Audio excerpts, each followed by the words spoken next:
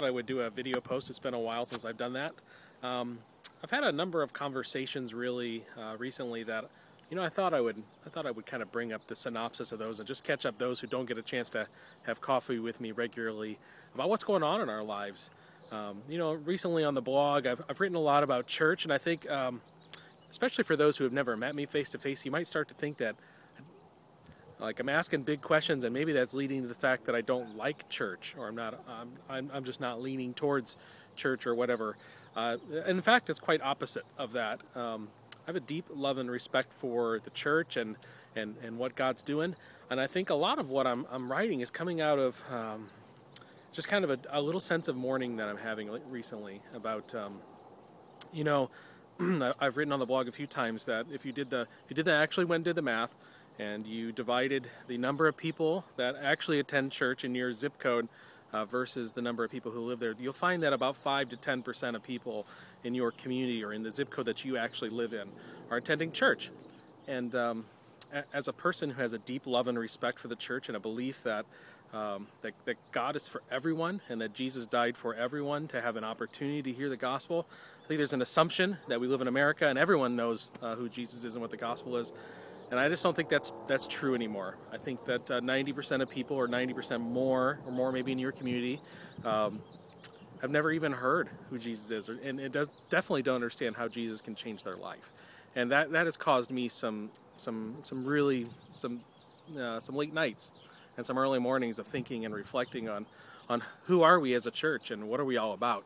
And kind of led me to the conclusion of this, and this is what I've been writing about a lot and speaking about and thinking on and chewing on, is that Jesus isn't just calling the church to be good news, he's calling you and me to be good news. And I think a lot of times, working in the church and stuff, I got turned around on what that meant. I thought that, man, if I was supposed to be good news, I was supposed to be running a good program, or I was supposed to be having an excellent worship service, or an amazing place where people in the community would get excited and bring people to my church.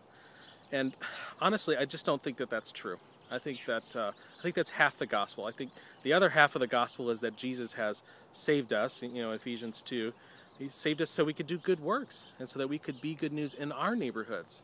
And so that has really led me to where Kristen and I are at this year, is we've made a commitment to figuring out what does it mean to be good news in our neighborhood.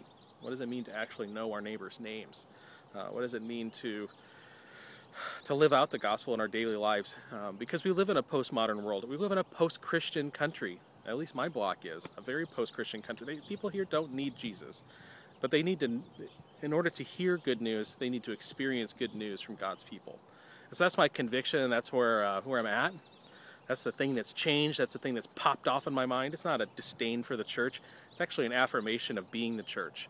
I think some of it kind of goes back to in December, Kristen and I were, probably mostly me. I'll throw Kristen under the bus in that one, but that's mostly me. We're really frustrated with our church. We were having these conversations like, man, this church says it's all about the community, but they're not doing anything in our neighborhood. Our pastor, and I remember Chris and I were just taking a walk, and I said something along the lines of, our pastor doesn't even know our neighbors' names.